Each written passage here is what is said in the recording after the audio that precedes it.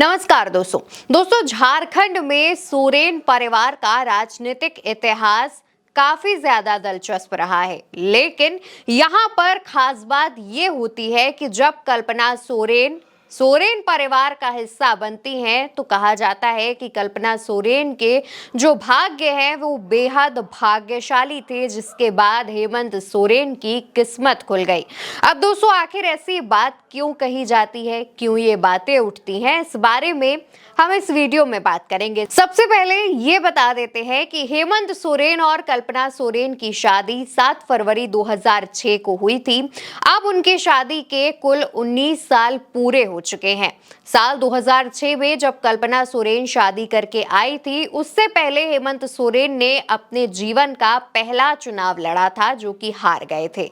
जब शादी होके कल्पना सोरेन परिवार की बहू बनकर अपने घर यानी अपने ससुराल पहुंची, उसके बाद हेमंत सोरेन राज्यसभा भेजे गए और उसके बाद से ही उनकी राजनीतिक पारी काफी अच्छी, काफी बेहतर चलने लगी। अब दोस्तों पूरी कहानी क्या थी कि कल्पना सोरेन कैसे हेमंत सोरेन की पत्नी बनी, कैसे उन्हें पसंद किया गया, इस बारे में भी अगर आपको पूरी जानकारी चाहिए तो डिस्क्रिप्शन में एक लिंक है जिसको जाकर के आप देख सकते हैं। हमने लिंक आपको डिस्क्रिप्शन में दे दिया है। अब दोस्तों कल्पना सोरेन के आने के बाद हेमंत सोरेन का करियर काफी अच्छा चल रहा था। राजनीति में वो अपनी पैठ बना रहे थे। लेकिन दोस्तों एक वक्त ऐसा भी आया कि जब हेमंत सोरेन को जेल जाना पड़ा। तारीख थी 31 जनवरी 2024 की। जब हेमंत सोरेन को जेल जाना पड़ा, उसके बाद से ही ये संकट था कि जेएमएम को कौन संभालेगा, क्योंकि हेमंत सोरेन के पिता दिशोम गुरु शिबू सोरेन की तबीयत खराब चलती थी, जिसको लेकर के अब तमाम कयास लगाए जा रहे थे। विपक्षी पार्टियां, यहां तक खास तौर पर भाजपा यहां तक चाह रही थी कि जेएमएम अब धीरे धीरे टूट जाए या फिर उसका अस्तित्व खत्म हो जाए। तमाम बातें हो रही थी, लेकिन कल्पना सोरेन चट्टान बनकर जेएमएम के साथ खड़ी हुई। हेमंत सोरेन की कमी को उन्होंने पूरा किया। हेमंत सोरेन जब अपने पार्टी के विधायकों, सांसदों, कार्यकर्ताओं के बीच नहीं थे तो हेमंत सोरेन की जगह कल्पना सोरेन ने पूरी पार्टी को संभाला। कल्पना सोरेन लगातार प्रचार प्रसार करती हुई देखी गई और लोकसभा चुनावों के दौरान भी कल्पना सोरेन ने जोरदार आक्रामक अंदाजों के साथ प्रचार प्रसार किया, जिसका असर भी देखने को मिला।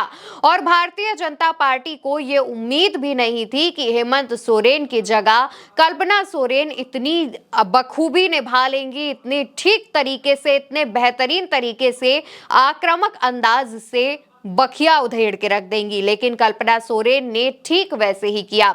उसके बाद दोस्तों मई का महीना आता है, जब मई 2024 में कल्पना सोरेन गांडेय सीट से हुए उपचुनाव में अपनी जीत दर्ज कराती हैं और विधायक बन जाती हैं। इसके बाद कल्पना के अंदाज में और बदलाव आया। कल्पना पूरी तरीके से राजनीति में उतर आई थी।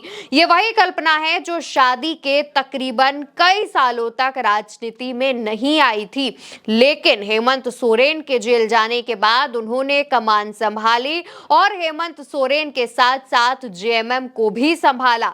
इसके बाद दोस्तों जब लोकसभा चुनाव खत्म हुए, उसमें कैसे भाजपा बहुमत से दूर रह गई ये भी आपने देखा। लेकिन दोस्तों जब झारखंड में विधानसभा चुनाव हुए, उसके बाद भी हेमंत सोरेन के कंधे से कंधा मिलाकर कल्पना सोरेन दिखी।